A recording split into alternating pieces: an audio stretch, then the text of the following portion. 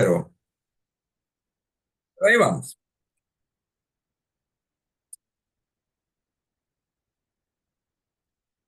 Paso hablando todo el día, entonces ya la garganta Sí, es el machete de trabajo. Bueno, vamos a empezar porque ya vamos atrasaditos, ¿verdad? Estamos terminando la, ¿cómo se llama? La plática que dimos en YouTube, por si la quieren ver, quedó ahí grabada, o en Facebook, en el enlace que les mandaron. Bien, vamos con la segunda sesión hoy de apoyo y acompañamiento tanatológico. Me dicen si ya ven la presentación. sí, ya.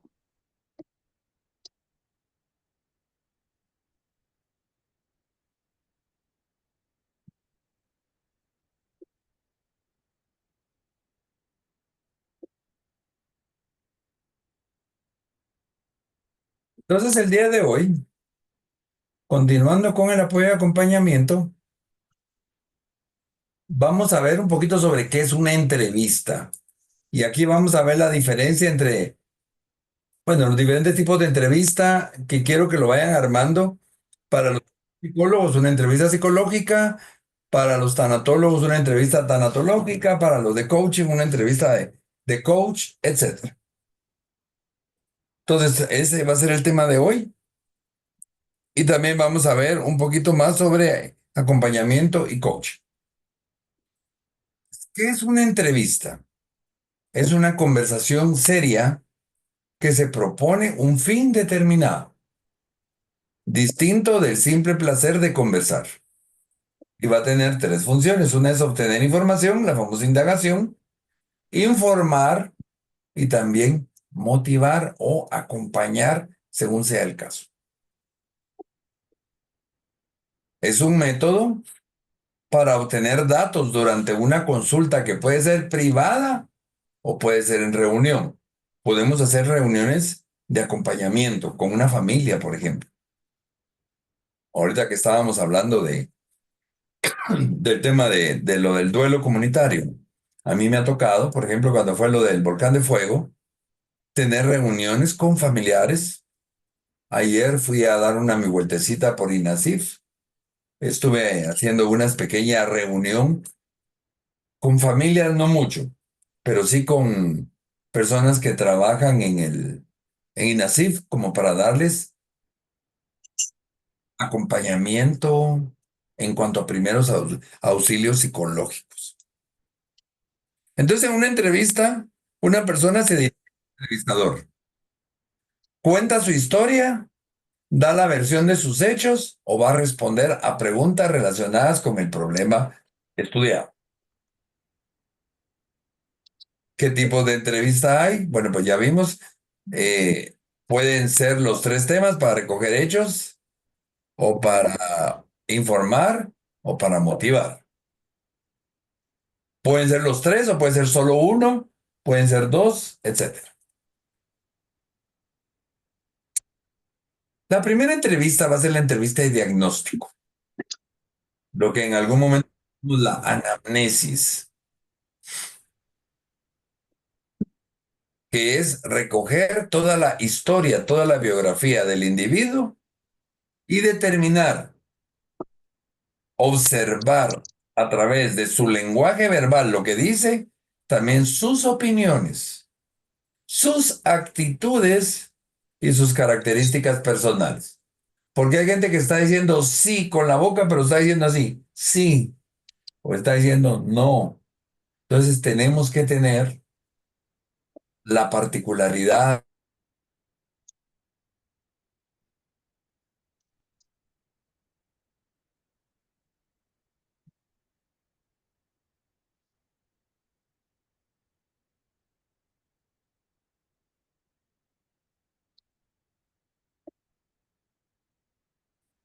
el actuar, el lenguaje no verbal de las personas.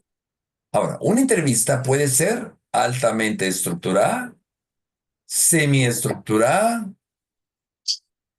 abierta, libre o no estructurada y puede ser vivencial también. Vamos a ver cada una de ellas.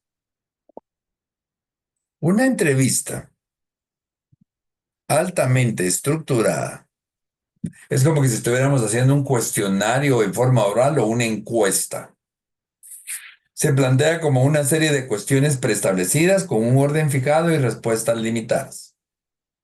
Y para elaborar este tipo de entrevistas hay que hacer un esquema. Y aquí las preguntas que tienen es como una indagación horizontal, muy light. Preguntas, su nombre, edad, género, número de personas que viven en su casa, casi que estuvieran haciendo una encuesta. Y la persona está sí, no, no, sí, etcétera. Estas entrevistas estructuradas nos sirven para obtener información inicial. O a veces, cuando vamos a trabajar con un niño, tenemos que llevar mucha entrevista estructurada. Empezar, pero no es la más adecuada. Tenemos también, por el contrario, una entrevista no estructurada. Es aquella que carece de estructura. No sé qué voy a preguntar, sino que se va a ir desarrollando con el tema. En enfoques clínicos se utiliza mucho, en tanatología también, en acompañamiento también, en investigación educativa también. Hay psicólogos educativos. Entonces, ¿cómo es una entrevista no estructurada? Por ejemplo, ¿de qué quieres hablar? ¿Cuál es tu problema? ¿Cuál es tu pérdida? ¿Cuál es tu quiebre? ¿Cuál es el motivo de tu consulta? Y entonces empezamos a hacer varias preguntas para enfocar a la persona. Y cuando logramos enfocar a la persona, entonces ya nos vamos a trabajarla. Pero primeramente tenemos que diagnosticar, investigar. Una entrevista no estructurada, no, una semiestructurada. Vamos a usar los dos términos. Ofrece varios tipos de ventaja. Por ejemplo, adaptarme a las características del sujeto. Hay personas que hay que sacarle las palabras con cuchara, decimos. Entonces ahí empezamos con una entrevista altamente estructurada. En una entrevista semiestructurada puedo repreguntar o reformular la pregunta para adecuarla a la comprensión. Mira, me acabas de decir que estás enojado por la tristeza que tienes. ¿Qué significa eso de enojarte por tu tristeza? Para que se lo expliquen. Y aunque llevo un guión de preguntas preelaboradas, no voy a formularlas en una secuencia rígida. En el transcurso de la entrevista, el entrevistador puede pedir explicaciones o ampliaciones de respuesta. Les voy a poner un ejemplo de una entrevista laboral. Cuando yo hago una entrevista laboral, reviso 5 o 6 factores. Primero, el aspecto personal. El aspecto familiar, 2. El aspecto educativo, 3. El aspecto laboral, 4. El aspecto financiero, 5. Y el aspecto de sus objetivos e ideales. Son los 6 elementos que yo voy a tener presente para entrevistar. Y entonces yo le voy a preguntar, bienvenido, a ver, cuénteme de usted. Eso es más que todo una entrevista gerencial, porque una entrevista operativa sí tengo que ir preguntando paso por paso. Entonces viene la persona y me empieza a hablar de todo. Bueno, me ha hablado de educación. Mire, ¿y dónde estudió? Cuénteme su experiencia educativa, qué fue lo bueno y lo malo. Ya. Y su trabajo, mire, y de su familia, etcétera. Entonces, yo tengo que tener claro sobre qué voy a hablar. Pensemos y vamos a preguntar. ¿Cuál será mi finalidad al momento de acompañar tanatológicamente a alguien? ¿Cuál creen ustedes que es?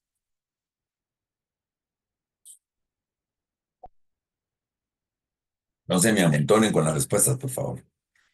Entender un poco más sobre la pérdida que está sufriendo la persona, sus sentimientos, qué tan complejo es el duelo que está viviendo para poderlo tratar y apoyarle. Ya. Entonces, en base a eso, tienes que tener claro que sobre eso vas a entrevistar. No le vas a ir a preguntar otra cosa. Ahora, si la persona dentro de eso saca otro tema, pues ese ya se puede hacer. Pero yo tengo que tener bien claro. Me llaman, por ejemplo, a veces me pasa que me llaman para que vaya a dar apoyo espiritual, o me han hablado de, ¿cómo se llama? De hacer capellanía.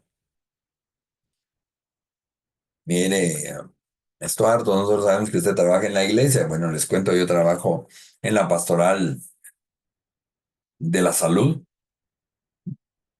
y entonces he preparado gente para ir a visitar enfermos, para hacer la unción de enfermos.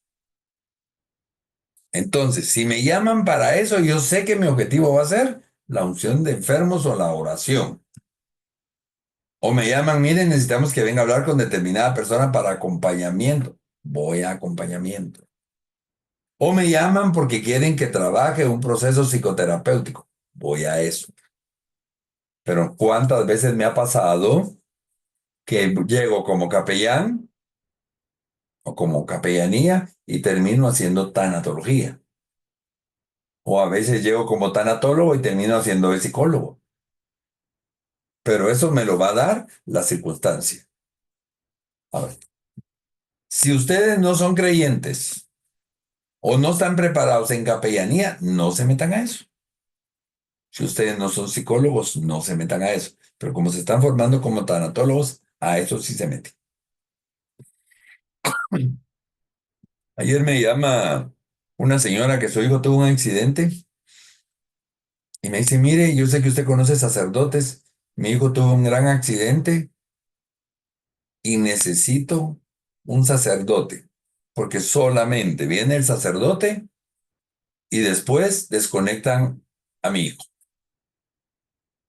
Me llaman a las 11 menos cuarto y me dicen, pero el sacerdote tiene que venir antes de las 12 al seguro social, al intensivo. Y le digo, mire, no le puedo conseguir un sacerdote a esa hora. Déjeme ver, pero si usted necesita, usted si está buscando un sacerdote, porque es católico, sí, me dice, somos católicos, pues yo cargo agua bendita en el carro, cargo mi Biblia, necesita que la vaya a apoyar, venga, por favor. Y fui a hacerle la unción de enfermo. Obviamente la persona ya está en proceso de coma, ya no habla. Pero una señora que estaba ahí en el intensivo es mixto, me pregunta la señora, mire, ¿me puede hacer oración a mí? Sí, con mucho gusto. Ella estaba en el intensivo, pero ella sí hablaba. Pero cuando estábamos haciendo eso, me dijo, mire, tengo tanto miedo al proceso de muerte. Pues ya no quería oración, ella lo que quería era eso. Hablemos pues del tema. Por supuesto que me tenía que apurar porque tenía, si mucho, media hora para estar en el intensivo. Entonces yo tengo que prepararme a eso. En el transcurso de la entrevista o de ese acompañamiento, el entrevistador puede pedir explicaciones o pedir ampliaciones de respuestas. Ese es el trabajo en una entrevista semi-estructurada. ¿Preguntas hasta acá?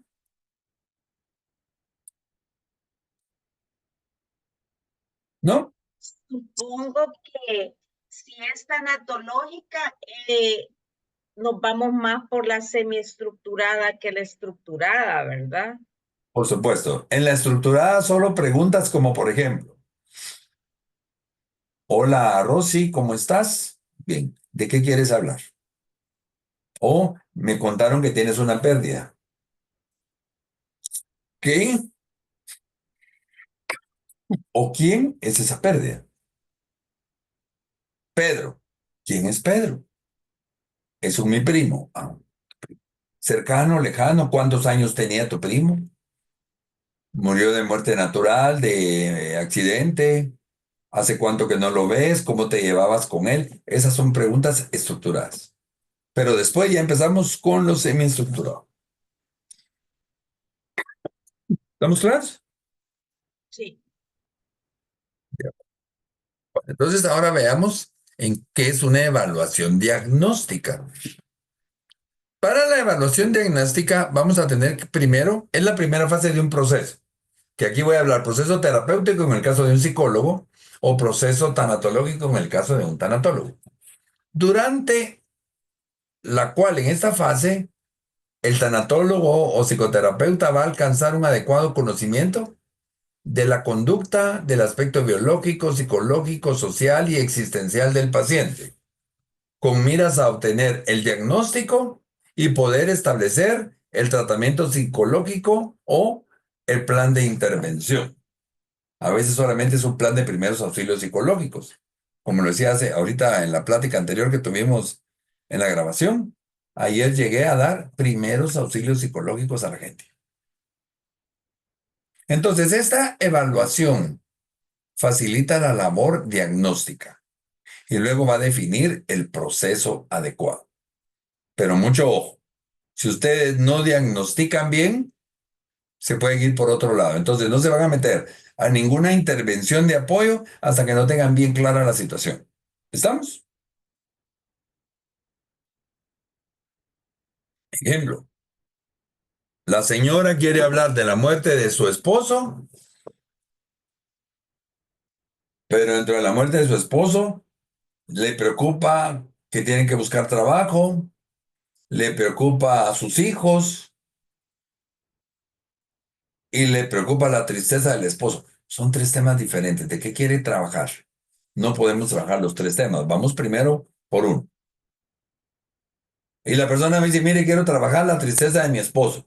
Pero entre la tristeza de su esposo me está hablando y no tengo trabajo, y no tengo trabajo, y no tengo trabajo. Entonces yo me doy cuenta que el problema no es tanto la tristeza del esposo, sino la preocupación por no tener trabajo. Y entonces ese va a ser el tema que vamos a abordar, siempre preguntándole a la persona. ¿Me explico?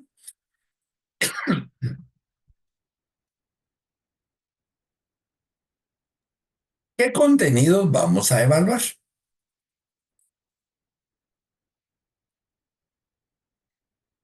Los contenidos que vamos a evaluar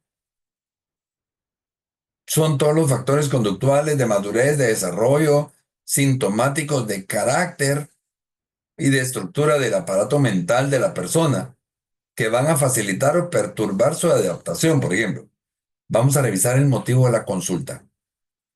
Vamos a ver todo eso en un momentito. Sus síntomas. Podemos hacer una rueda de la vida para analizar su área de vida laboral, social, familiar, de pareja. Vamos a revisar una anamnesis. Podemos revisar su función de realidad, de identidad, sus mecanismos de defensa, su evaluación de vamos a evaluar su corporalidad y vamos a evaluar su área sensoria cognitiva. Ahorita les voy a explicar cada una de esas cosas. Lo primero, ¿cuál es el motivo de la consulta? Y en el motivo de la consulta significa investigar cuál es la razón por la que el paciente decide consultar al terapeuta o al tanatólogo. Cuando use la palabra terapeuta, ustedes pongan tanatólogo, coach, acompañante, mentor, ¿qué más hay? Consultor, etcétera. Psicólogo, psiquiatra, médico, fisioterapista, etcétera.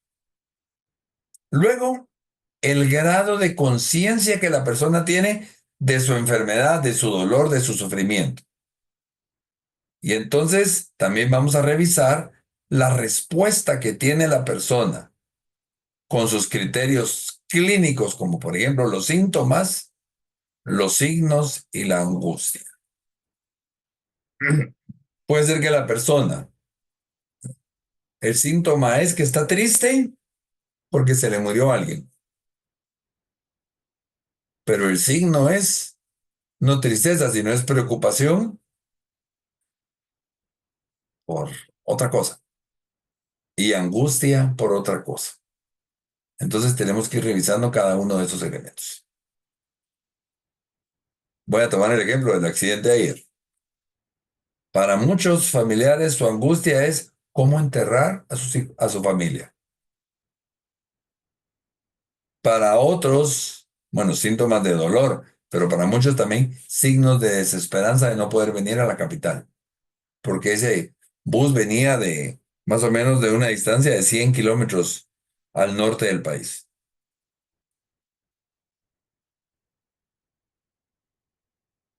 En esa primera sesión podemos hacer una rueda de la vida o analizar el funcionamiento en términos de logro y de goce creativo de las personas. Porque una cosa es lo que yo logré en pareja y la otra cosa es si me siento gozando ese logro.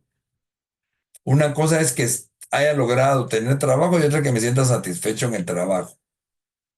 Y así en cada una de las áreas que se vayan presentando.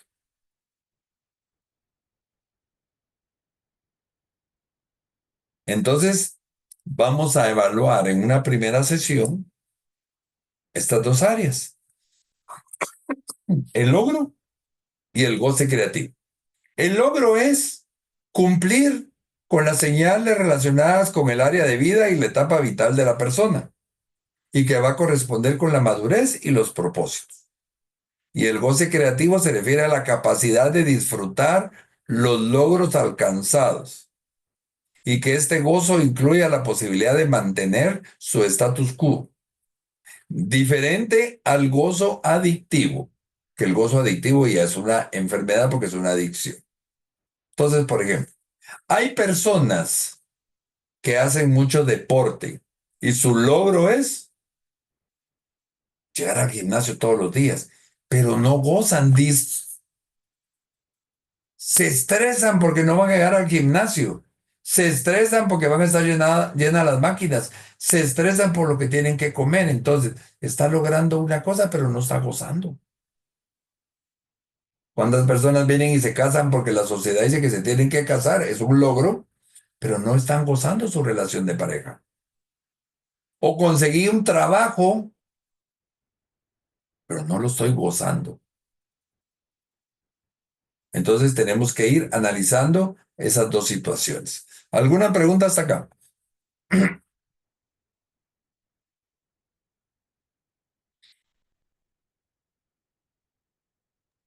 Pero ¿cómo, cómo qué preguntas se hace para ir viendo qué logros tiene la persona en cada área? Digamos en el caso de una pérdida. A ver, ¿a quién perdiste? Pues perdí a mi perrito. ¿Qué quieres lograr? Pues olvidarme del perrito. ¿Y para, y qué puedes hacer para, qué? Para olvidarte del perrito. Ir a correr, ir a jugar, comprarme otro perro. Y comprándote otro perro, ¿vas a estar gozando o vas a estar sufriendo lo que te quieres quitar? Porque muchas veces nos ponemos metas más dolorosas.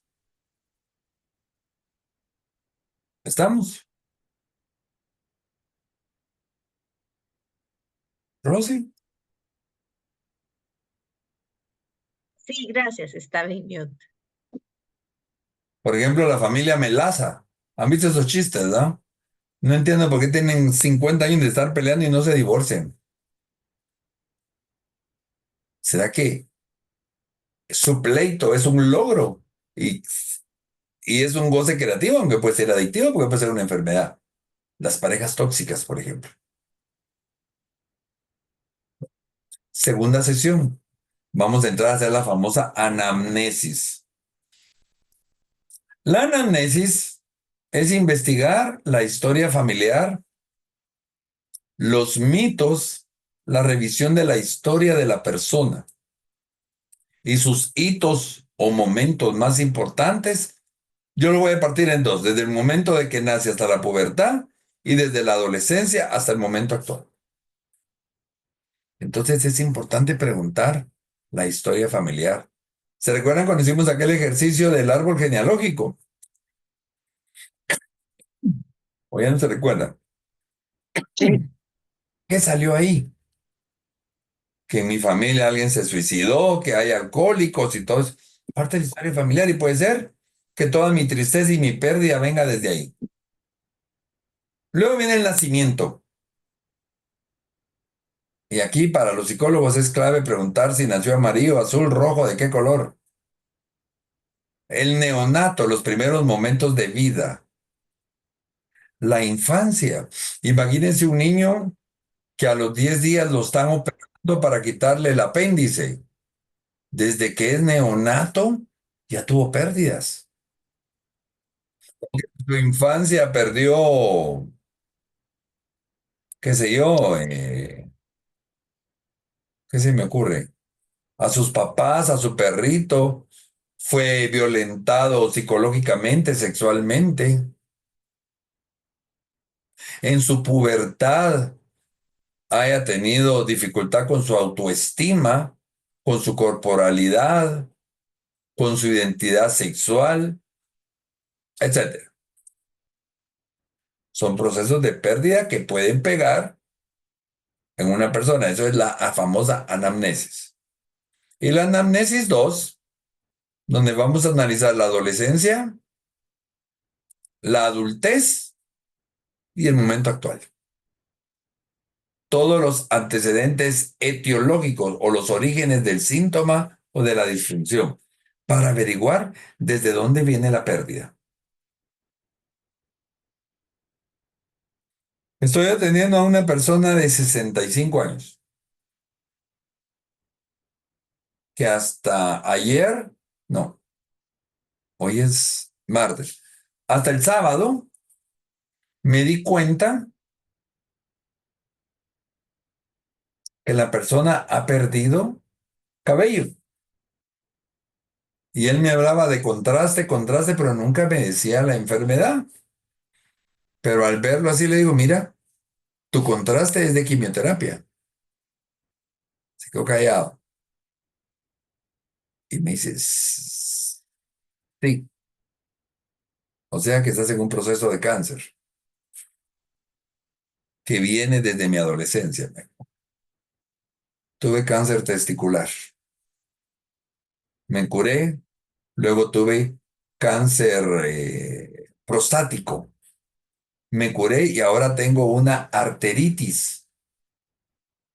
Y la arteritis es inflamación de las arterias que le están provocando tumorcitos y edemas, no, perdón, edemas no, enemas, no, edemas en todo el cuerpo. Y por eso está en un proceso quimioterapéutico. Y me dice, desde este entonces he sufrido,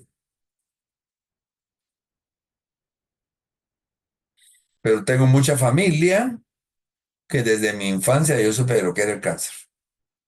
Entonces miren cómo me presentó todo su cuadro, todos sus hitos de su pérdida. ¿Vamos bien hasta acá? Sí. Lo saqué de sí, concepto, ¿verdad? Porque ahora me metí a ser psicólogo, me van a decir. Estamos investigando. Doctor, ¿y cómo salemos si la persona sale? No, mire, ¿y por qué me está preguntando cosas de mi niñez y mi problema es ahorita porque se me acaba de morir fulanito de tal? Porque a veces hay personas así. Ah, va, entonces le vas a preguntar. No te vas a venir acá, sino, se te murió, digamos que es alguien de la tercera edad. Se me murió mi esposa. Cuéntame, a lo largo de tu vida has tenido otras muertes. ¿Quién te recuerdas que se haya muerto de los 18 años para los 50? ¿Te recuerdas en tu época de adolescencia alguien que se haya muerto? ¿En tu infancia o en tu pubertad? ¿O cómo está tu historia familiar? Por ejemplo, ayer con lo del accidente de aquí en Guatemala, sí supiste, ¿verdad, Rosy, de un accidente que tuvimos? Sí, bien tremendo. Sí, Mucha no sé, gente ha muerto. hoy no he visto a Diego, no sé si anda por ahí. sí, aquí estoy. Ah, aquí está Diego. Ah, bueno, supiste también de ese accidente. No, no supe. Tuvimos un bus aquí en Guatemala que venía el bus cargadísimo y ya entrando a la capital, tipo 4 o 5 de la mañana, se fue entre un barranco y teníamos 50 y pico de muertos. Qué complicado. Me llama un amigo del colegio donde yo estudié hace más de 40 años. Me dice, Estuardo, sentí la misma sensación con el accidente que tuvo el colegio cuando se murieron como 6 alumnos que veníamos de una excursión. Para otras personas, digamos, lo que yo sentí fue, yo me recordé de dos cosas. Primero, el terremoto del 76, que fue un terremoto violento aquí en Guatemala. Y el segundo suceso fue cuando jugó Guatemala con Costa Rica por 1990 y algo, que tuvimos un montón de muertos. Sí te recuerdas de eso, ¿verdad, Diego? Sí, Sí. supe. Después yo fui a Costa Rica y la bulla era, la ola se hace para arriba, no empujando gente, va en calidad de meme. Mm, Pero les digo, ¿cuántas veces algo que sucedió hoy me remonta al pasado? Y entonces por eso vas a preguntar, Rosy. ¿Sí me explico? No, aquí no me interesa cómo naciste, no. Aquí me interesa si, por ejemplo, si durante tu época de tu vida de niña tuviste alguna pérdida y qué tan significativa. Conozco gente que sus primeras pérdidas las han tenido por aquí, por la adultez, y nunca han vivido pérdidas, y es más difícil para un adulto experimentar su primera pérdida que alguien que ha tenido más pérdidas. ¿Estamos? Sí, De acuerdo. Bueno, ya que investigamos esto, podemos explorar. Dentro de esta entrevista, tenemos que estar atentos a ciertos fenómenos importantes, como por ejemplo la función de identidad, la función de realidad, los mecanismos de defensas, evaluar la corporalidad, evaluar el pensamiento.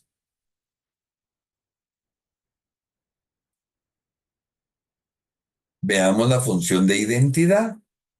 Consiste en una estructura mental que organiza una imagen de sí mismo con características positivas y negativas, coherentes entre sí y consistentes históricamente. Ya voy a poner ejemplos. Comprende las características básicas del sujeto como su nombre, edad, nacionalidad, sexo, actividad. Incluye rasgos caracterológicos afines, complementarios y propios de la organización de la personalidad del individuo. Y también va a revelar capacidad para ofrecer imágenes integradas de las características de la personalidad. Una vez estaba atendiendo a una señora de 50 y pico años, 55 creo que tenía, y me hablaba de que su mamá tenía 60. Entonces, o me está mintiendo y le está quitando años a la mamá, o se está subiendo años ella, o se está quitando años. Algo está pasando. Hay que preguntar, hay que investigar eso. Entonces, cuando le dije, mire, su mamá la tuvo de 5 años. ¿Por qué? Me dijo que su mamá tiene 65. Ah, no, no, no. Mi mamá tiene 75. Ahí ni confusión hubo, pues, porque si 60, 70 podría ser. Ah, 75. ¿Y por qué le quitó 15 años a su mamá? A saber en qué estaba pensando. Pues miren, ahí puede haber alguna situación de identidad. O cuando hay una persona con Alzheimer, que ve a la persona y le cambia el nombre o le cambia su relación familiar, etcétera. La persona está perdiendo la identidad. Si estoy trabajando con alguien con adicciones, puede ser que su identidad esté alterada. O alguien que haya entrado en shock por la muerte de alguien. Entonces la función de identidad puede estar dañando. ¿Estamos claros ahí?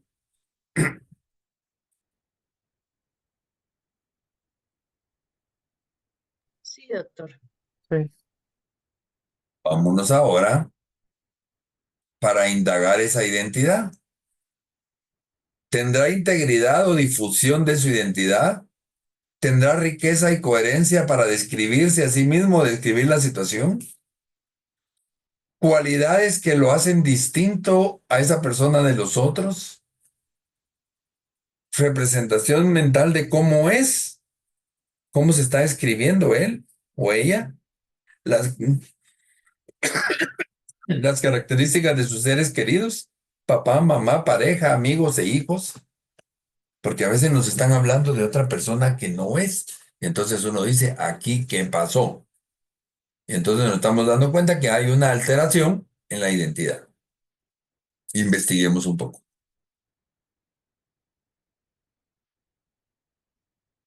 Luego viene la función de la realidad, una estructura mental que organiza una serie de posturas básicas necesarias para una relación con el entorno.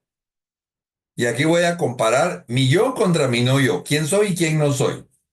Y voy a revisar mi yo contra el no yo, mi yo contra tú, mi yo contra el otro, mi yo contra un objeto, mi yo contra la mente, mi yo contra el cuerpo, mi yo contra el tiempo, mi yo contra el espacio. ¿Y para qué me va a servir la función de realidad? Para ver si la persona no tiene un trastorno eh, psiquiátrico, psicótico, perdón. Y si toda la persona tiene un trastorno de ese yo con todo lo demás, es la famosa enfermedad que se llama esquizofrenia.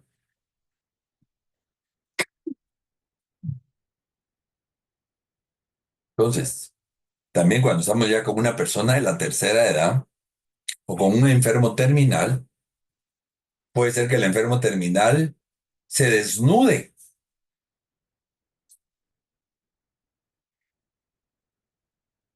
¿Y qué está pasando? Fíjense que cuando mi hermana estaba muy malita,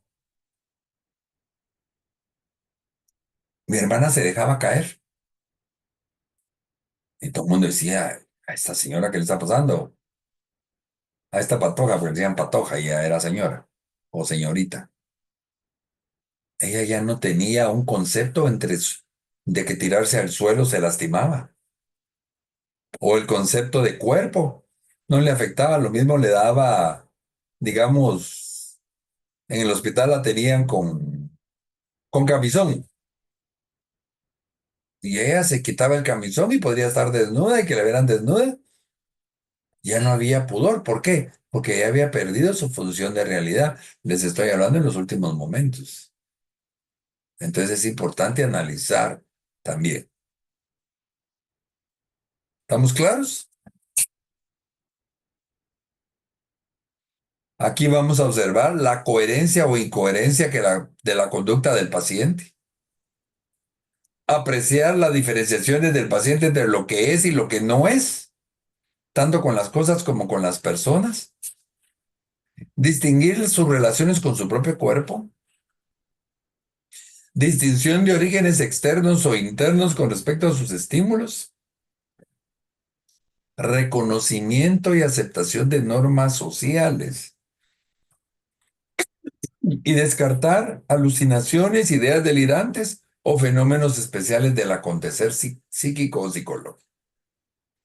Miren, yo he conocido personas que ya enfermos terminales se vuelven vulgares, les vale el mundo, pierde, porque perdieron el concepto de su realidad. ¿Preguntas hasta acá?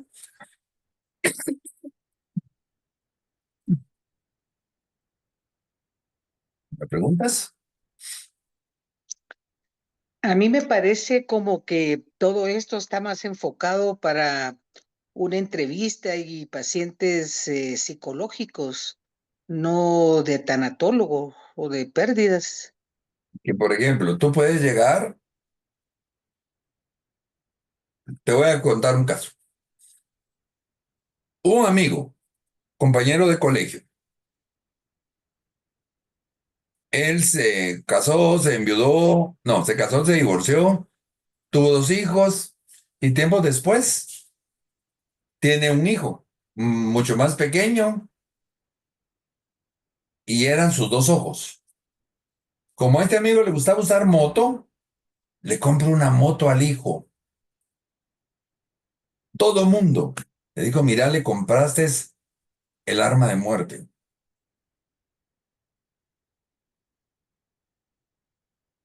Y el muchacho tiene, sí, agarraba la moto como que fuera avión, enfrente del papá no, pero el papá le dijo, prohibido usar la moto fuera de la colonia. Pero un día él agarró con sus amigos motoristas camino y se olvidó de su hijo.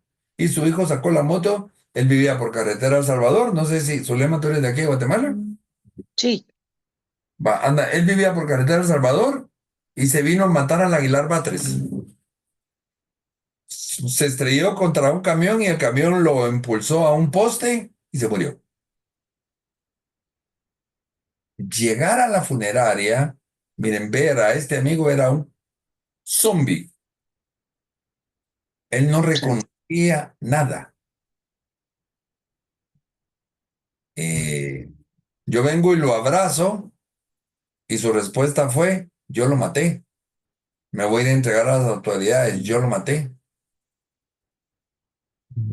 A este amigo le decíamos de apodo Chilo y a su hijo le decíamos Chilito. Digo, mira, vos no tenés la culpa de lo que Chilito hizo. Sí, pero es que o sea, entró en culpa, pero esa culpa lo sacó de la realidad. Bueno, tuve que, Ujú. perdón. Ajá, ajá, estoy oyendo. Entonces yo vine, miren aquí con esto, le pegué aquí duro y lo abracé y eso provocó llanto. Y me lo llevé ahí en la funeraria, hay salitas que le ponen a uno y miren ahí, lloró, lloró, sacó todo. Pero él estaba viendo alucinaciones, miraba a su hijo que le reclama, miren, de todo. Por supuesto, se convirtió en una sesión, como tú estás diciendo, casi que psicoterapéutica, pero no era el momento de psicoterapia. ¿Y pero por qué se los estoy narrando? Porque si les cae una persona así, ustedes tal vez no están preparados para eso. Entonces van a decir, te busco psicólogo. O psicólogo, te busco psiquiatra. O me pasó una amiga psicóloga muy buena que ella no sabía trabajar tanatología y estaba atendiendo a una muchacha con psicoterapia y a la muchacha se le muere la mamá. Entonces me llama y me dice, Estuardo, no sé cómo manejar la pérdida de esa muchacha. Tengo un proceso psicoterapéutico muy difícil. Entonces me trasladó. Por supuesto, mi amiga se encargó de la función de realidad y yo me encargué del acompañamiento. Si estamos, Solem, sé que Sí, eso, ya. Ujú. pero sí es bueno que me lo preguntes. Ok. Luego vienen los mecanismos de defensa. ¿Se recuerda? Eso lo vimos cuando vimos nociones de psicología, Freud. Los mecanismos de defensa son los recursos psicológicos que nosotros tenemos para preservarnos de un sentimiento placentero de seguridad.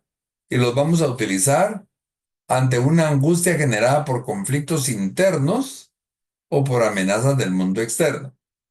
Es como actos de resiliencia, como amortiguadores. Son barreras que permiten rechazar ciertos impulsos y solucionar conflictos. Por ejemplo, si yo tiro una manada, yo me hago para acá. Ese es un mecanismo de defensa físico. Pero hay muchos mecanismos de defensa psicológicos. Por ejemplo, la negación, la culpa, la tristeza, pueden ser mecanismos de defensa. La forma como yo voy a provocar resiliencia a mi organismo para no sufrir tanto. Ahora, los mecanismos de defensa principalmente, vamos a ver dos tipos. Los avanzados, que son basados en la represión, y los primitivos, que son basados en el rompimiento. Por ejemplo, una negación. Personas que pasan durmiendo mañana, tarde y noche a raíz de la pérdida de alguien, sobre todo un adolescente que perdió o terminó su relación con su pareja. Pasa durmiendo. O aquellos trabajólicos que no quieren demostrar sufrimiento y se ponen a trabajar, trabajar, trabajar. Hay gente que se reprime, se visten de negro para toda la vida. Hay gente que desplaza su enojo en los demás. Hay gente que idealiza. Hay conversión donde yo puedo convertir mi forma de actuar en otra.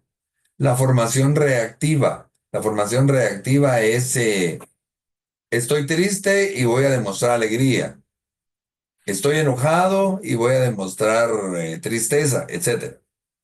Proyección, que yo, en lugar de sentirme triste, digo, mis primos están tristes, toda mi familia está triste.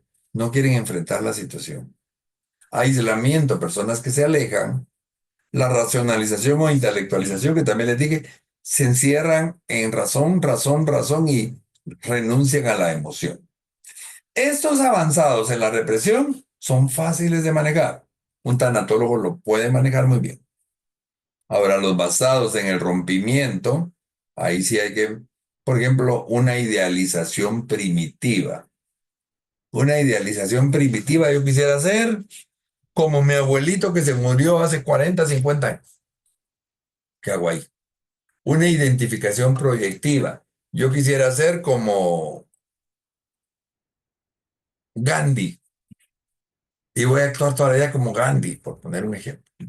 Una devaluación primitiva, mejor regreso a mis épocas de infancia. Una identificación adhesiva, ahí se lo puse con doble A, pero adhesiva es como ser codependiente de alguien. Una renegación, peor o más fuerte que la negación. Una disociación, alterar las situaciones. Una escisión, rompimiento o una omnipotencia. Yo tengo que ser controlador. Estos primitivos, sí, no es tan fácil que lo maneje un tanatólogo. Eso déjenselo a los psicólogos. ¿Preguntas?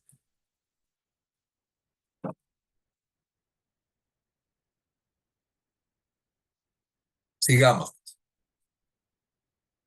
Vamos a ver ahora la evaluación de la corporalidad. Yo voy a llegar, esto sí, además de médico, tanatológico, etc.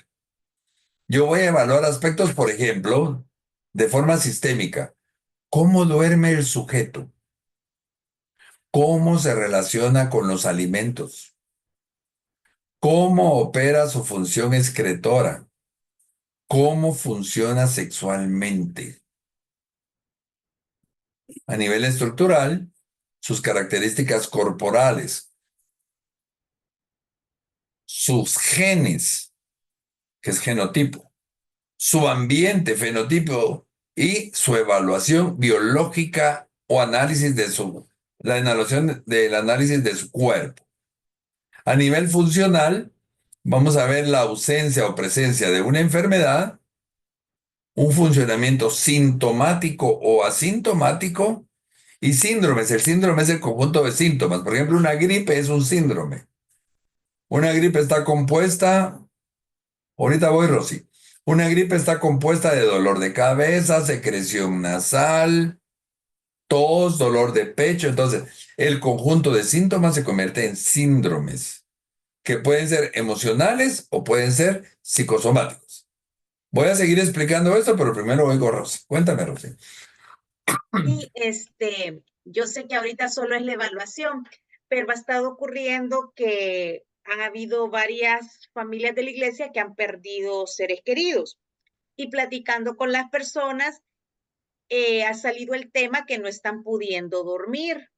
Entonces, pero noto que les da temor ir al médico y que les den algo para dormir porque piensan que se van a hacer adictos. Yo les digo, no, mire, cuando falleció mi papá, a mí me pasó eso, pero yo fui al neurólogo, le expliqué el proceso de pérdida por el que estaban pasando, me dieron un medicamento que no era adictivo, que yo lo usé en los términos que me dijo el doctor, me ayudó a nivelar mi sueño, yo pude trabajar mejor, manejar mejor la situación y luego lo solté, yo seguí durmiendo sin necesidad de pastilla.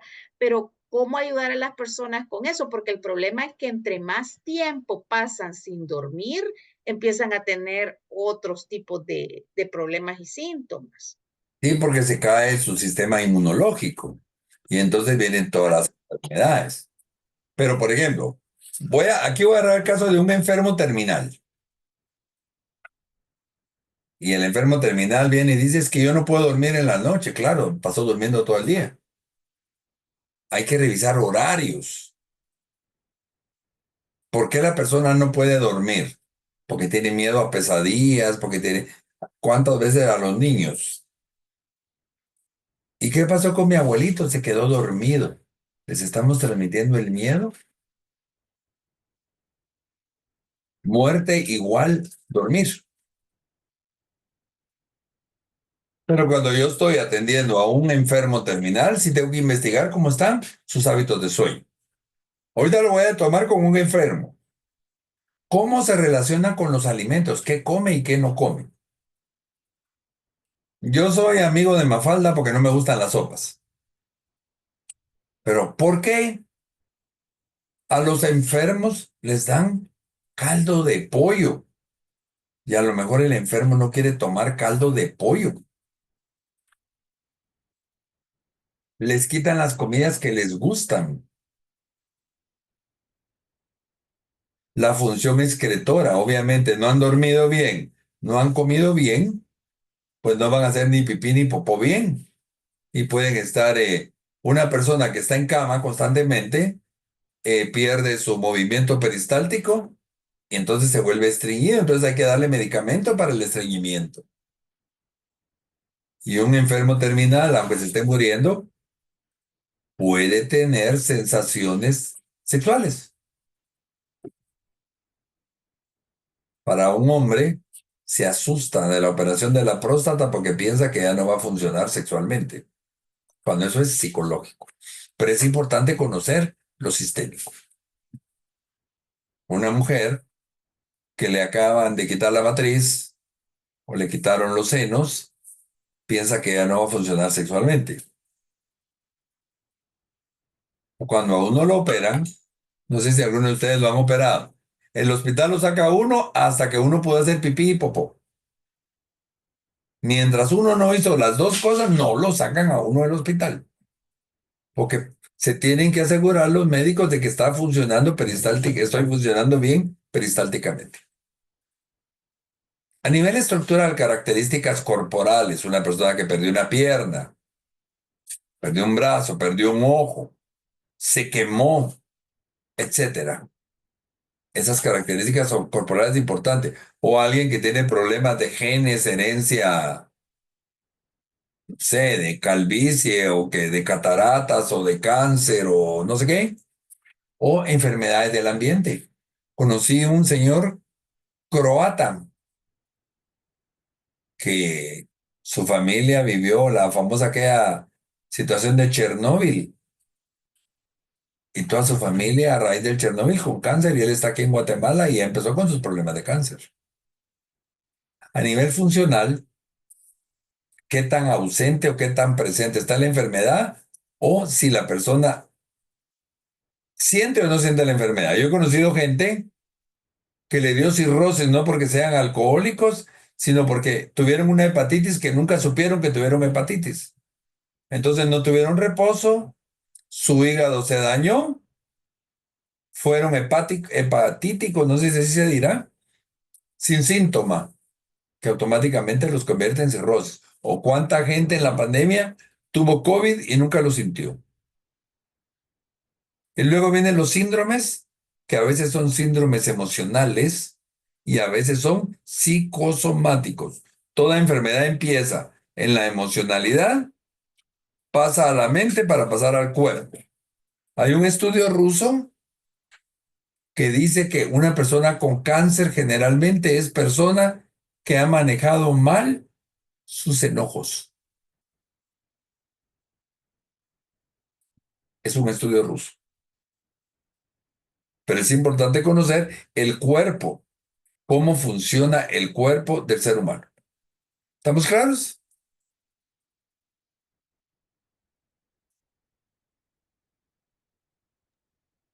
Sí, Ahora vamos a analizar el pensamiento. Vamos a explorar esos procesos cognitivos que tanto conocen y que no conocen.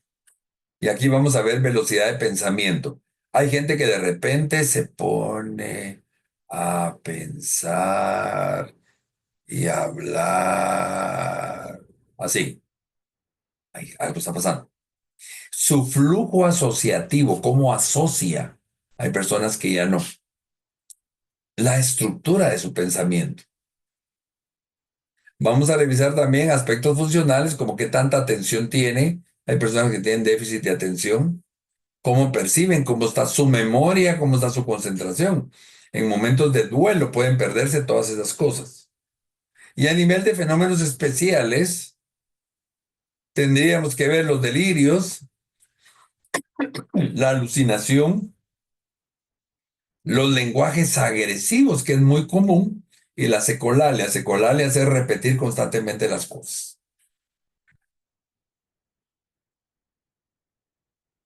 Entonces ven lo interesante que es analizar a una persona. ¿Y lo podemos hacer como tanatólogos? Sí.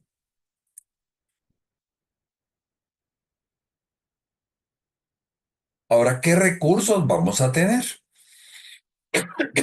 Tanto el psicólogo como el terapeuta, como el tanatólogo, tenemos que tener rapport y empatía. La palabra rapport es romper el hielo, es ponerme en el lugar de la persona. Si la persona me dice que le duele, yo tengo que creerle. Y no decir, ay, ¿cómo le va a oler eso, hombre? Dominio de técnica de entrevista. ¿Se recuerda que tienen ustedes un listado de preguntas para hacer?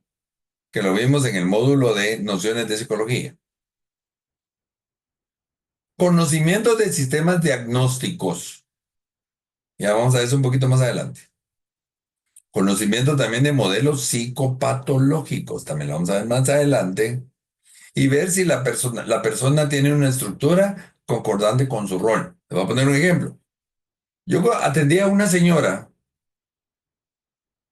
que era lesbiana. Y su gran dolor, su gran cólera, su gran frustración, su gran lo que sea, era que siendo lesbiana le había dado cáncer en la matriz. Y ella decía, ¿cómo yo, que no soy mujer, me dio enfermedad de mujer? Imagínense esa situación.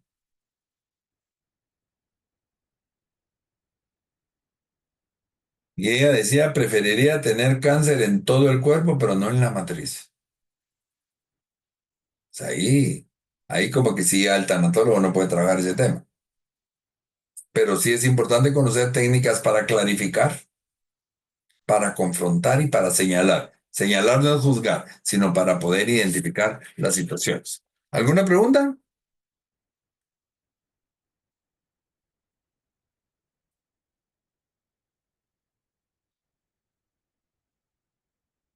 ¿No? Entonces, tenemos que tener una hipótesis. A medida que vamos obteniendo información, nosotros nos vamos a ir planteando una hipótesis para orientar nuestra evaluación, nuestra intervención. Pero tenemos que estar bien claros para poder construir una hipótesis adecuada, para poder definir si la situación es una alteración, si es una disfunción, si es un trastorno, si es un síndrome, si es una reacción, si es una enfermedad o todas las anteriores. También es importante conocer la estructura de la personalidad o cómo la persona tiene organizada su personalidad. Y a veces también es importante, ya para un psicólogo o un psiquiatra, las relaciones del cuadro clínico con la estructura de la personalidad. Doctor, disculpe, y como tanatólogos tenemos las herramientas adecuadas los que no somos psicólogos para realmente hacer una hipótesis más o menos adecuada? Ya voy a llegar a eso ahorita. Yo creo que vienen es la siguiente presentación o las... Pero ahorita viene. Vamos a ver eso. Por ejemplo, una disfunción.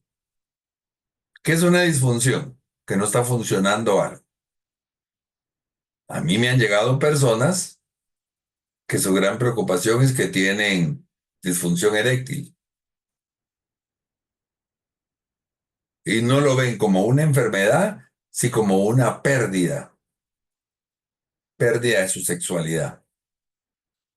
Alguna persona que tuvo una alteración, se le está cayendo el pelo y es una pérdida, más para mujeres. Para muchas mujeres es más difícil en el cáncer la caída del pelo que el mismo cáncer. Si es un trastorno ya se convierte en una enfermedad, un síndrome ya es un conjunto de enfermedades. Si es una reacción momentánea o si propiamente es una enfermedad. Entonces, nosotros debemos conocer el origen. Aquí voy a hablar como psicólogo, siempre que voy a atender a una persona, les pregunto si ha ido con el médico, porque a veces hay problemas biológicos, psicológicos o sociales. Por ejemplo, me llevan a un niño o a una joven de 10 años con enuresis, o sea que todavía se hace pipí en la cama o en la ropa. Tengo que analizar si hay algún aspecto biológico, o sea, si tiene alguna lesión cerebral, si tiene problemas en en sus uretra o uréteres, ahí todavía la próstata no está funcionando, o si son factores psicológicos. ¿Cuántos niños a raíz de un abuso sexual se vuelven endoréticos? O factores sociales. Entonces es importante analizar el origen. Por eso hay que preguntar mucho. El entorno es clave. Luego vamos a establecer un pronóstico. ¿Será positivo, negativo? ¿Será muy fuerte? ¿Será muy pequeño? ¿Cuál es la resistencia o el grado de analizabilidad? Hay personas que no se dejan atender. Yo a una persona que no se deja atender le digo, bueno, entonces mire, si no se deja atender, ¿para qué quiere que esté aquí presente? Yo soy así, muy directo. O hay pronósticos positivos. Ah, este caso lo puedo sacar. Este caso no lo puedo sacar.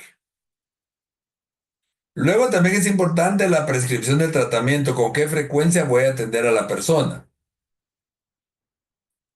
Y clave, el contrato terapéutico. ¿Qué voy a hacer? ¿Para qué me buscaron? ¿Qué pretenden? Vamos a establecer cuáles son los deberes y responsabilidades, tanto de mías como la del paciente. ¿Voy a cobrar? ¿No voy a cobrar? ¿Cuánto tiempo voy a atender a la persona? Hay que establecer un contrato terapéutico siempre, o un contrato tanatológico, o un contrato profesional, para evitar los problemas. A mí a veces me ha tocado personas que me dicen, no quiero que lo que vamos a hablar se entere mi familia. Y estoy atendiendo a la familia y la familia me dice, mire, no quiero que lo que vayamos a hablar se entere mi enfermo. Sobre todo cuando hay enfermedades ya terminales.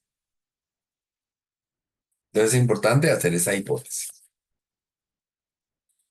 También es importante analizar la gravedad del diagnóstico, que consiste en si hay experiencias de aprendizaje, si hay traumas, la presencia y cantidad de síntomas, la cantidad de áreas deterioradas, y aquí vamos a establecer dentro de la estructura de personalidad si son enfermedades neuróticas, limítrofes o psicóticas. Y aquí viene la pregunta que me hiciste, Rosa. Entonces veamos este cuadro. Menor patología, mayor patología.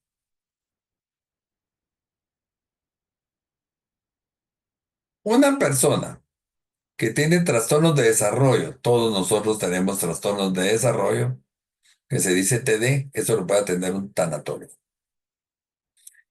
Alguien que tenga neurosis sintomáticas también la puede atender un tanatólogo. Estoy triste, que estoy preocupado, que me pasó esto. Una neurosis de carácter simple la puede atender un tanatólogo. Una neurosis de carácter crónico, un tanatólogo con experiencia, o aquí sí ya entra el psicólogo. Aquí ya no, o tanatólogo con experiencia o ya psicólogo. Un neurótico en el borde limítrofe, psicólogo.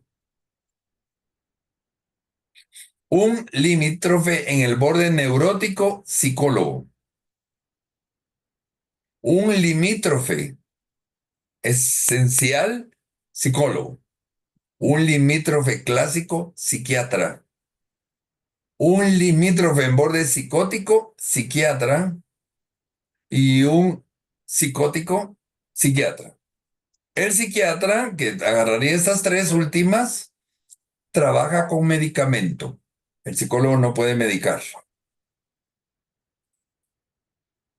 El psicólogo que va a estar desde neurosis de carácter crítico, crónico, hasta un limítrofe en el borde neurótico, va a utilizar terapia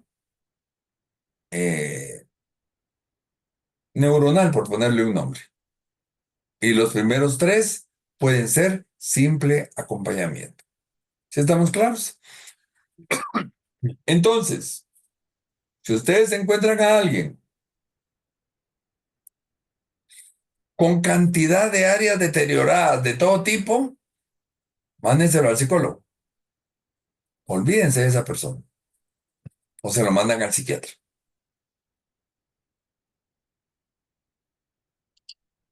Si estamos, preguntas.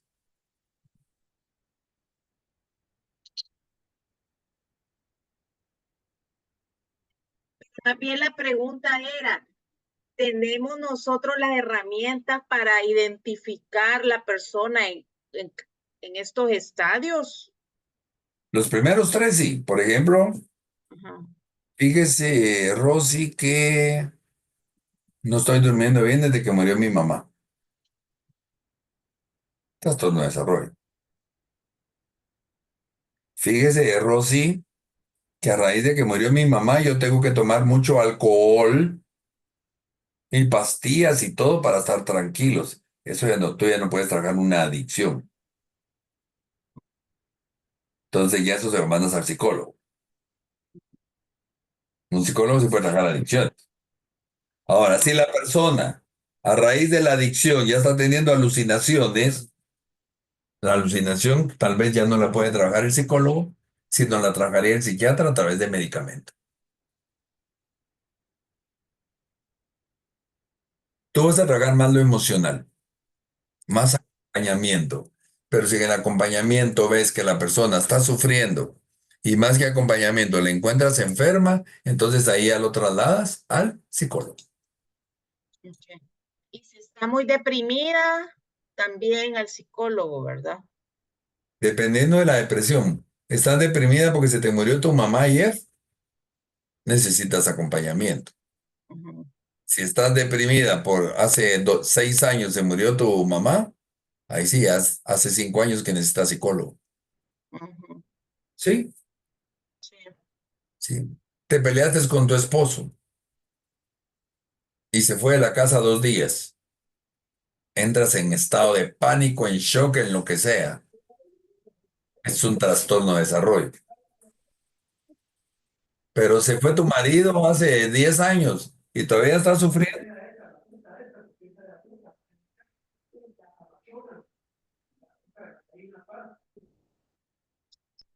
Sí, Se perdió por un momento, no se escuchó. ya. Entonces te digo, por ejemplo, te peleaste con tu esposo y se fue toda la semana. ¿Estás triste o estás enojada? Ese es un trastorno de desarrollo. Pero se fue tu esposo y te dejó hace 10 años y solo te hablan de él y te sale bilis hasta por el cerebro. ahí sí ya necesitas de un psicólogo. ¿Cuándo es sufrimiento y cuándo ya se convierte en enfermedad? Ok. ¿Sí? Sí, a eso ya me da un norte. Entonces, bueno, esto ya lo habíamos visto. Entonces, nosotros podemos revisar qué es un trastorno de desarrollo.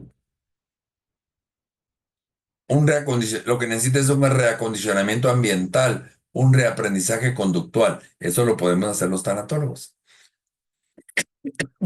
Desaprende y aprende. Acondicionemos el ambiente. Un aspecto sintomático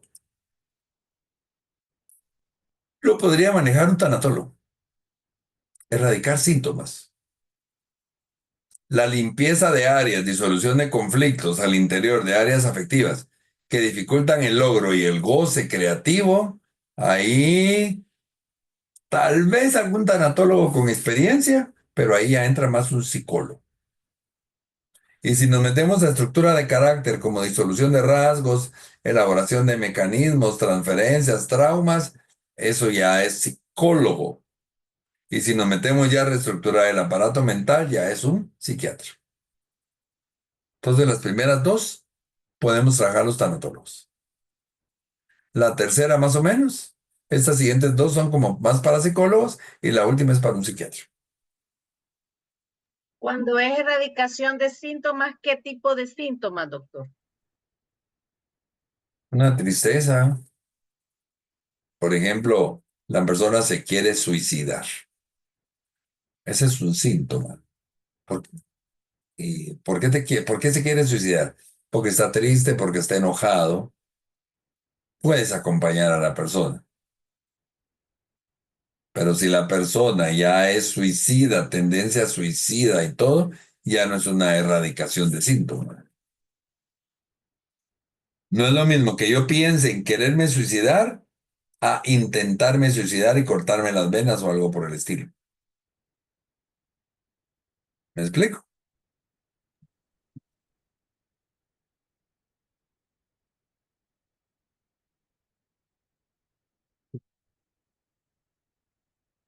Algunas consideraciones. La evaluación diagnóstica y la psicoterapia son dos momentos distintos, tanto en el proceso psicoterapéutico como tanatológico. No es lo mismo buscar el diagnóstico que entrar ya a la intervención. Hay gente que quiere hacer las dos cosas al mismo tiempo y eso no se puede hacer.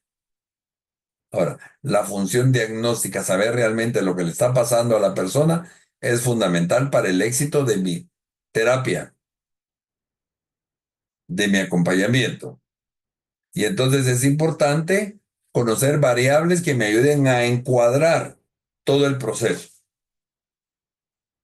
Un diagnóstico eficaz va a determinar el objetivo, la estrategia y los parámetros técnicos de tratamiento adecuados para la determinada entidad clínica, enfermedad, trastorno, etc. Entonces, antes de intervenir, preguntamos.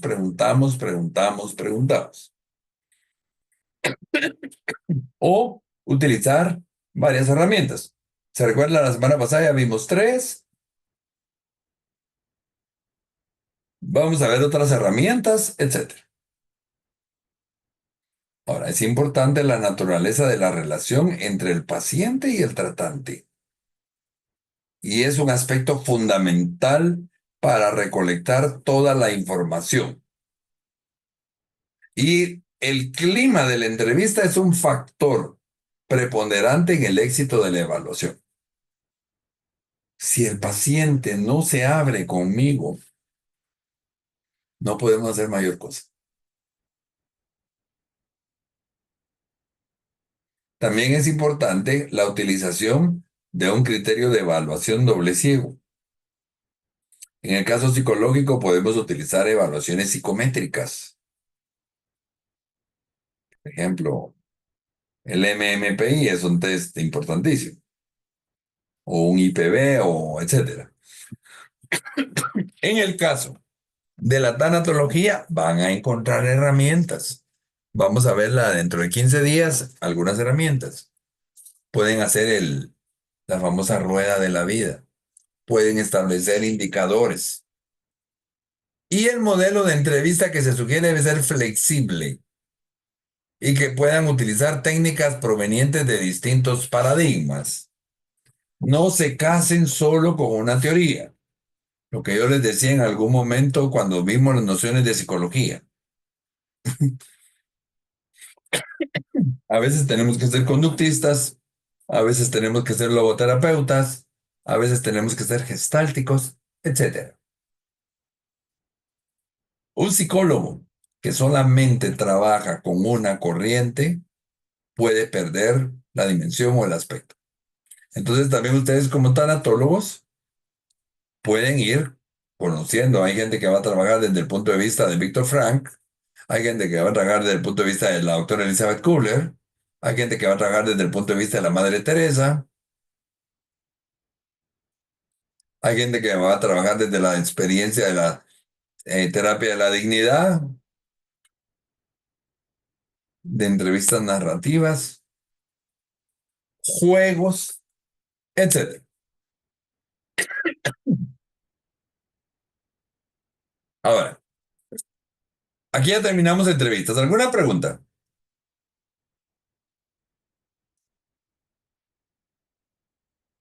Porque ahora veamos a qué es un acompañamiento. Un acompañamiento es una visión humanista de la psicología. Y desde esa visión, los seres humanos tenemos la capacidad de resolver nuestros problemas si encontramos las condiciones para enfocarnos en ellos y desarrollar su potencial creador. ¿Qué quiere decir eso? Que no todos los problemas son para que los resuelva un psicólogo. Por supuesto que si se lo digo eso a un psicólogo se va a enojar conmigo. Pero para varios autores humanistas, la mayor parte de los problemas humanos no conciernen a la psicopatología, como diferentes tipos de psicosis o trastornos, sino al campo de las relaciones humanas, de la comunicación y del manejo de las emociones y los sentimientos. Y ahí es donde entra a funcionar el acompañamiento. Mucho de esto viene de Carl Rogers. Se recuerda que vimos el aspecto fenomenológico. Carl Rogers es doctrina americana. Por ejemplo, un duelo por la pérdida de un ser querido, lo que me estabas preguntando, Rosy. Conflictos con tu relación conyugal, un sentimiento de baja autoestima. Eso no tiene que ver como una patología que requiere una intervención psicoterapéutica, sino con solamente experimentar un proceso reflexivo, contacto emocional o atreverse a experimentar ciertas vivencias. Son situaciones que no necesitan campo clínico, sino es un campo de acompañamiento. Carl Rogers, como se lo decía hace un ratito, fue de los primeros psicólogos que utilizaron el término counseling. Quítenle la N ahí. Counseling o acompañamiento.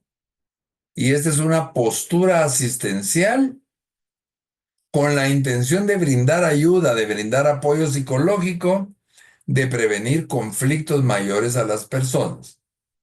Ahora, el término de counseling, ahorita voy, Lorena, era menos amenazante para la comunidad médica que se resistía a dejar la exclusividad de la psicoterapia. Antes, y a la fecha todavía, los médicos no creen en el psicólogo. El psicólogo somos actores de quinta categoría para los médicos. Cuéntame, Lorena.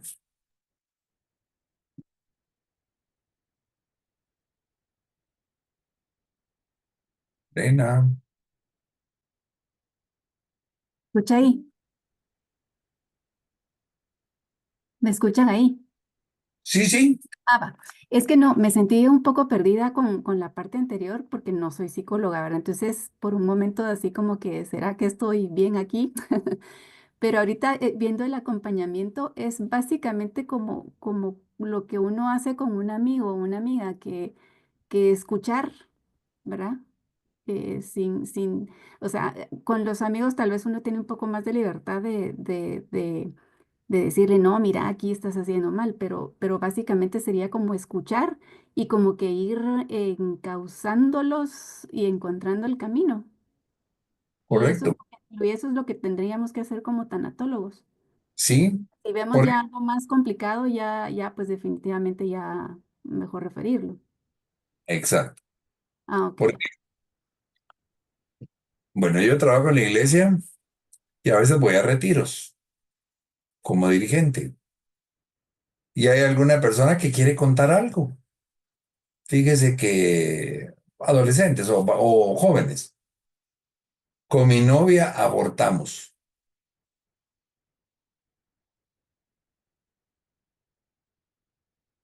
¿Será ese un tema de psicoterapia? No. O sea, ¿qué sientes ante el aborto? Y en ese momento, pues como es un retiro donde les van a hablar de la muerte, pues me siento mal porque le fallé a Dios, que tararara. ¿Necesita ahí terapia psicológica? No. Pero si la persona a raíz de ese aborto se vuelve que sociópata, se pelea con todas las mujeres porque las mujeres buscan embarazarse para casarse, etc. Ahí sí necesita una terapia. O tú pusiste el ejemplo claro. El niño que llega con el maestro, maestra, no pude hacer mi tarea porque no me concentré. Pero cuando ya ves que ella tiene problemas de aprendizaje, que tiene dislexia, que tiene dislalia, que tiene discalculia, que tiene a saber qué, ahí ya se lo trasladas al psicólogo educativo, porque tú ya no puedes hacer nada. ¿Sí me explico? Entonces les decía, ese término de counseling antes de psicología fue un acompañamiento que no se vio como psicólogo, porque repito, los médicos no dejaban. Años más tarde aparece este Juan Lafarga y él a través de una comunidad entusiasta de interesados empezó a entrenar en counseling a profesionales ajenos a la psicología y surge el movimiento del desarrollo del potencial humano, el humanismo. Desde inicios, este movimiento humanista se manifestó de manera clara y contundente como un rechazo al modelo médico de la atención de problemas humanos inherentes a la vida cotidiana. ¿Se acuerdan? Antes era el psiquiatra. Conductualmente, bueno, lo que antes decían manicomios, el manicomio era dirigido no por psicólogos, sino por psiquiatras. Y que electroshocks y que no sé qué más cosas. Y entonces, este modelo lo que buscó fue profesionales con un perfil emocional adecuado y con entrenamiento necesario para volverse en un facilitador u orientador u acompañante del desarrollo humano. En ese contexto, desde un principio, el acompañamiento descartó la psicoterapia, la redujo y empezaron a utilizarse términos como acompañamiento psicológico, acompañamiento emocional, orientación, facilitación y hoy tanatología, coaching, etc. Para el movimiento humanista, el término acompañamiento es el más apropiado para un apoyo psicológico que se brinda, ya que el significado, y esto grábenselo, acompañar significa seguir, conducir, escoltar, agregar, añadir, unir, juntar, asociar, asistir, auxiliar, escoltar, proteger. No dice ahí terapiar, sino que es acompañar.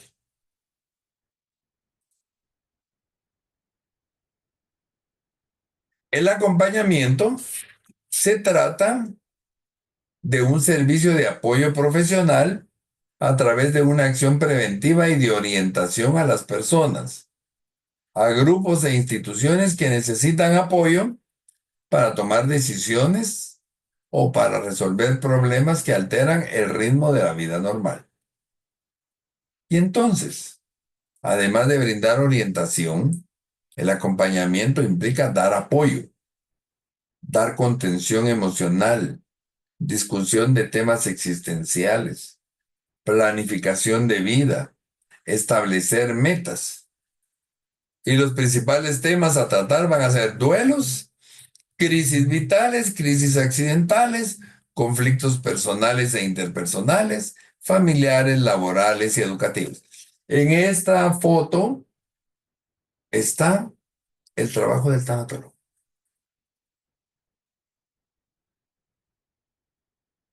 ¿Estamos claros ahora? ¿Preguntas?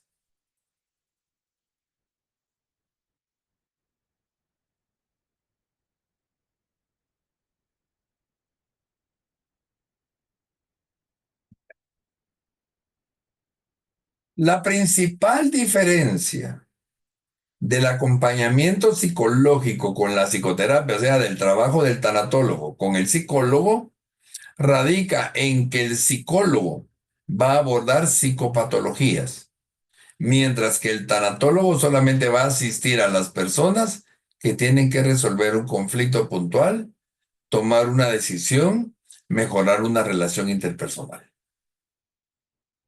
¿Estamos claros? Sí.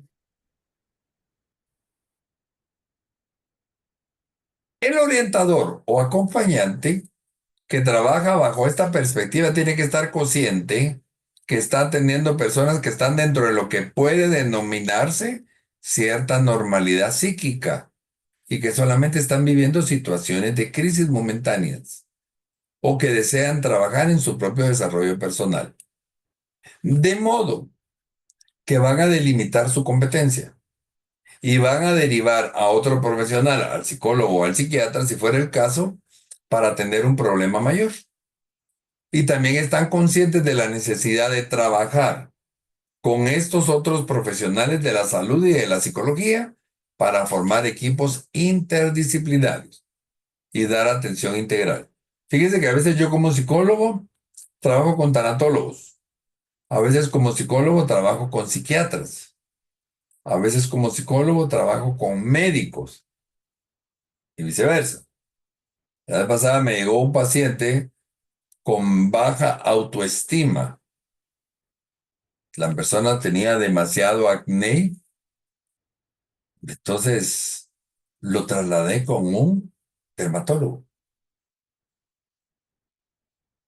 Y el dermatólogo le estaba trabajando su apariencia física y yo le estaba trabajando su autoestima. Ahí estaba yo como tanatólogo, no necesitaba ser psicólogo, porque en una crisis de un adolescente que tenía acné protuberante. ¿Sí estamos? Ahora, ¿qué es el coaching? El coaching es un proceso de aprendizaje para el logro de objetivos, desarrollando conciencia y responsabilidad en las personas. El coaching se establece a través de una relación entre el coach y el coachee, o cliente del coach. Y el coach tiene herramientas, al igual que el terapeuta, al igual que el tanatólogo y al igual que el counseling, como lenguaje, pero son utilizadas en procesos diferentes. Entonces, el psicólogo entra a psicoterapia, el acompañante da apoyo y el coach hace que la persona logre sus objetivos. El coach se enfoca en apoyar al coachee para que desarrolle los recursos que necesita para alcanzar su objetivo. Y esto lo va a hacer a través de un proceso bien definido, que es clarificar el objetivo, generar alternativas de acción, diseñar planes de acción, evaluar los resultados de ese plan de acción. Y si nos damos cuenta, entonces sí hay una gran diferencia entre la terapia psicológica, el acompañamiento y el coaching. Preguntas hasta acá.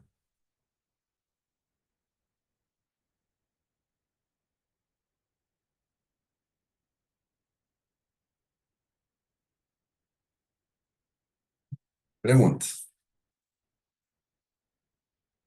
Un coach Y un acompañante, tanatólogo o facilitador no está preparado para intervenir en cuestiones que tienen que ver con la salud mental. Y el psicólogo tampoco está preparado para facilitar el proceso de coaching o de acompañamiento. Conozco muchos psicólogos que todo lo quieren llevar a la terapia y no se necesita forzosamente terapia. Y también conozco coach que no tienen nada que ver en la terapia y se quieren meter a ser pseudo psicólogos. Entonces, mucho cuidado. Miren, el coach es ordenar ideas, el acompañamiento es dar apoyo y la psicoterapia ya es intervenir e investigar cerebro y corazón. Y finalmente, si la pueden leer, esta escritora, socióloga Virginia Satir, años 1930, decía que la vida no es lo que se supone que debería de ser. La vida es lo que es. Y la forma de lidiar con esto es lo que hace la diferencia. Entonces, yo me puedo ahogar en un vaso de agua o aprendo a nadar en el vaso de agua. Y aquí estamos terminando. Preguntas que tengan, por favor.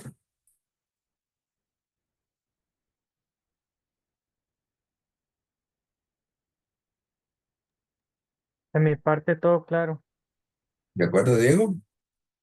¿Alguien? Buenas noches, doctor. Yo pienso que estas últimas presentaciones que nos dio respondieron a mis preguntas porque yo estaba igual que la señorita anterior que dije yo, si no somos psicólogos no vamos a tener ese como entendimiento, pero ahorita ya lo entendí mejor.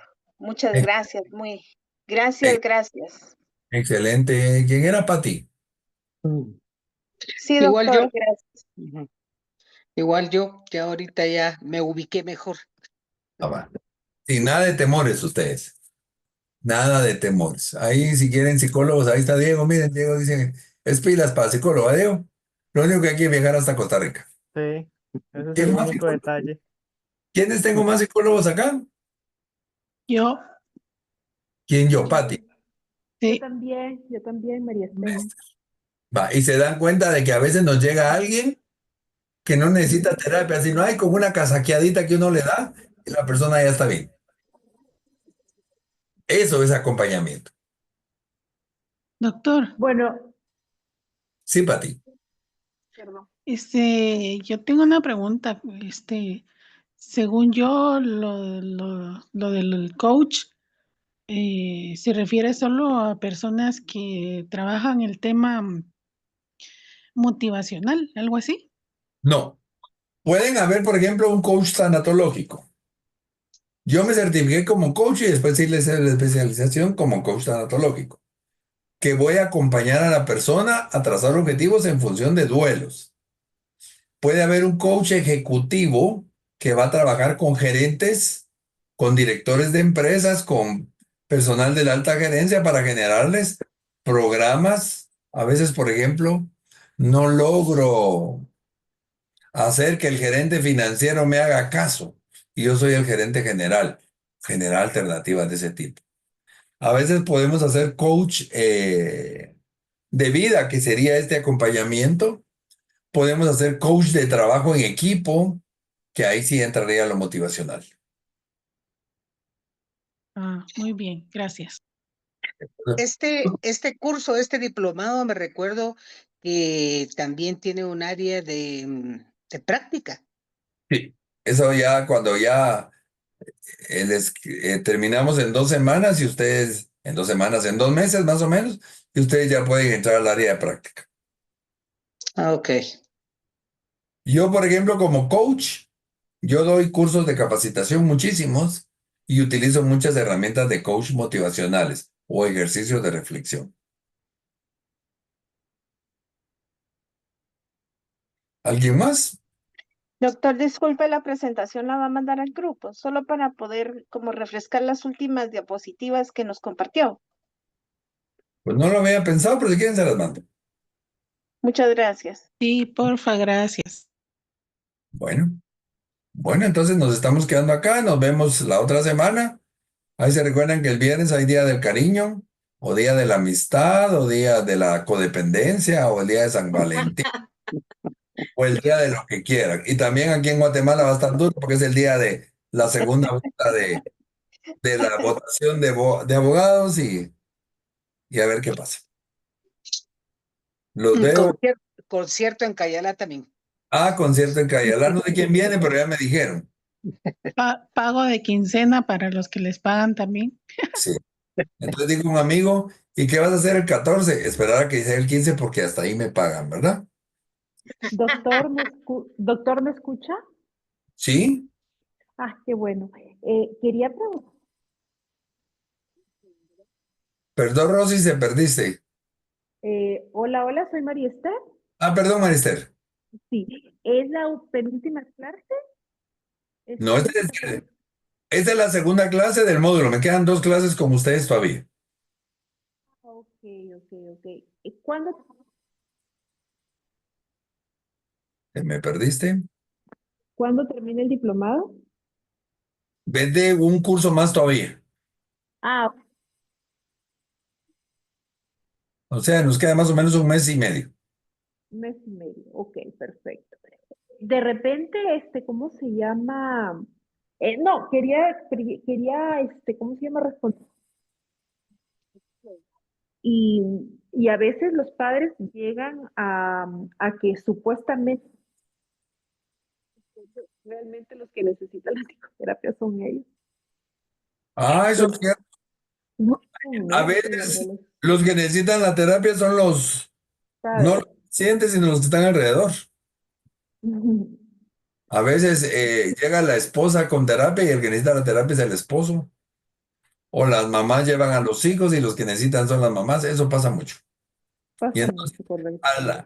al niño hay que darle la terapia que nos están pidiendo, pero a la mamá o al papá hay que darle el acompañamiento.